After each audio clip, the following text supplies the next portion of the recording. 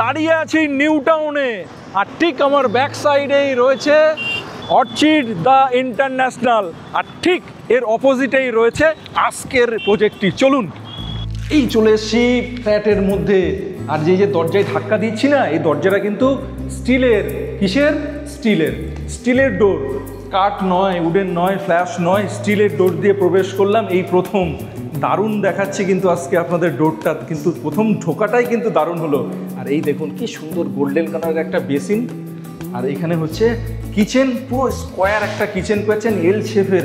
দারুণ, প্রত্যেকটা জায়গায় মেনটেন করা আছে খুব সুন্দর করে, একদম প্রপার ওয়েতে কাজ করেছেন এবং প্রিমিয়াম কোয়ালিটির।